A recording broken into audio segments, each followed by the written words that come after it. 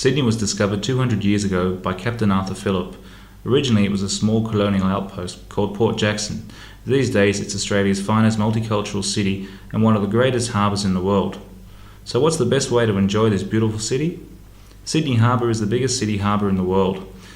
Its famous coat hanger and opera house continue to be the main tourist attractions. There is no better way to explore the harbour than by ferry. There's a ferry service that operates from Circular Quay and has a wide range of different tours. One of the great things about Australia is the people. They are a friendly bunch and you can spend time watching them or meeting them. Like any city, there are lots of different types, including the yuppies, the brickies and the chippies. However, you'll find that in general they are friendly and will always say, "G'day mate," just to make you feel at ease. At other times you might find them laughing at you. The Australian dry sense of humour is a strong personality trait here, and in Sydney, taking the mickey out of someone is the norm.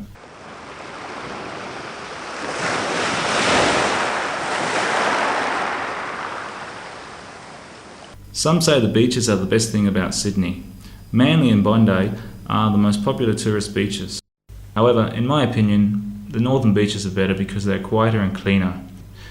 Narrabeen and Palm Beach, the place where Aussie soap Home and Away is filmed, are just a couple of Sydney's awesome beaches you could try and see. Beach life is a strong part of the Australian way of living and you can't beat it. If you're an active person, you'll soon want to join the clan that is jogging or rollerblading around the boardwalks. If you prefer an easier way of life, the beaches offer a haven of peace to those who just want to relax, sunbathe or walk about. But Sydney has a lot more to offer apart from the beach.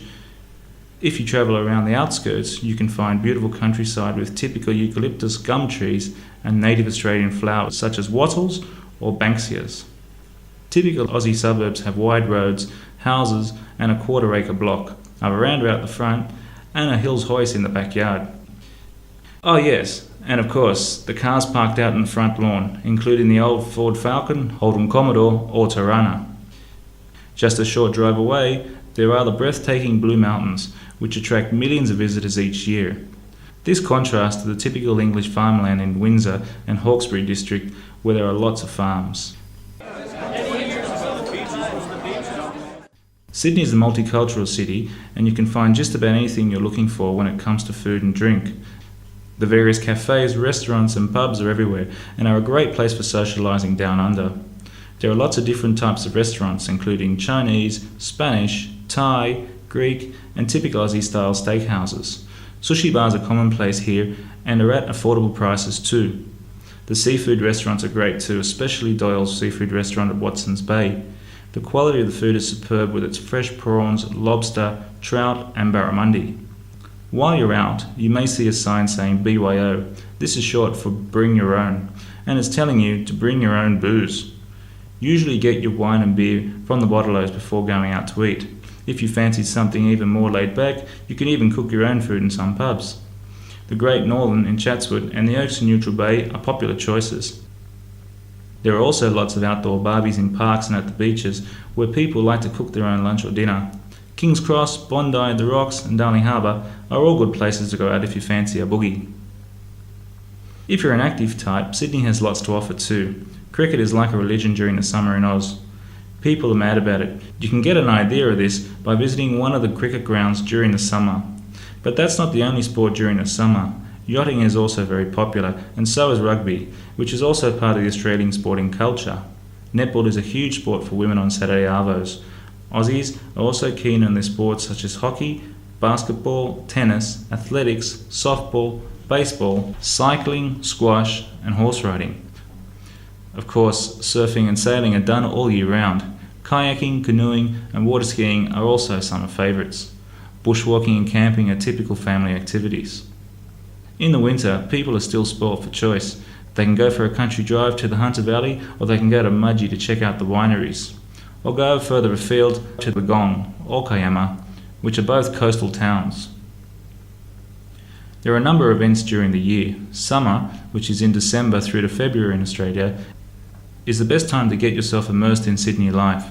As the weather goes off all year round, it's probably best to hit the big smoke of Oz about November. Most of the major events kick off about this time. even though the heat doesn't agree with most overseas visitors, especially when it's scorching. Australia Day on the 26th of January is a public holiday. There are lots of celebrations on the harbour, fireworks and carnivals taking place around the city.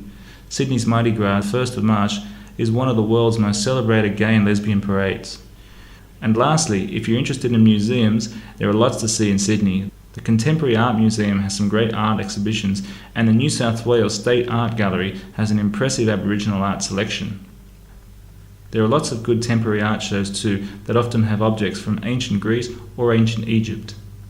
The National Maritime Museum offers a great insight into the life of the early settlers.